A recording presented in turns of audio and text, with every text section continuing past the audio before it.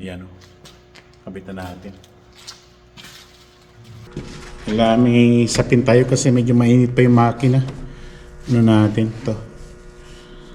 So, para para safe. Kasi mahirap din ipasok yung rito. Ito yung kasi, yung parang sakit na isaksak mo lang yun.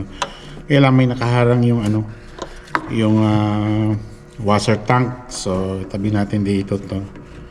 Hindi kasi kaya ito sa kabila, mo lang, pwede yung kamay isuot. Ito mahirap eh. Kaya bunutin muna natin to. Ayan. Lagay muna natin sa tabi. Saan yung ito. So, saksak na natin to. Ayan. Ayan. Isang clip lang. Ngayon, kutin na natin sa ilalim para mas magandang yan, ayos. Ngayon suli na natin to. Lagay muna natin hindi muna, ito muna kasi nakabit na natin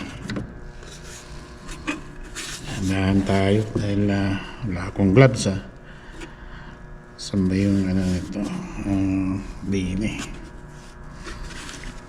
yeah.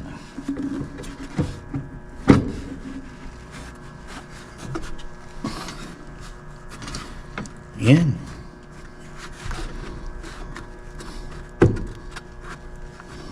Ayos na. Yung takip. Ito kasi hindi kailangan kapunuan kasi pagka mainit nag-overflow kaya medyo may mga pula-pula sa gilid. Minsan hindi ko kasi nakakontrol yung pag naglagay ng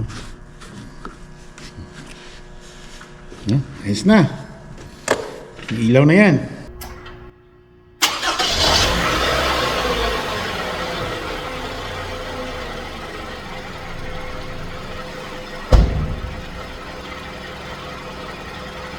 Yes! Okay, ayan. Malinaw pa sa sikat ng araw. So, mga ganyang gawain yung ilaw, yung mga minor lang, change oil, palit ng gulong. Kaya lang pag mga babae, mahirapan ng palit ng gulong. Yeah, so kailangan alam din natin ng konti. Yeah, kasi pag dinala mo sa kasa, sa dealer, tatagayin ka niyan. Dahil hindi mo alam yung magkano yung presyo ng pyesa. Sabihin mo lang na sila nang bahala sa pyesa. Yan, talagang business. Magang ganon, marami dito yan. Yeah, so anyway, that's it for now guys.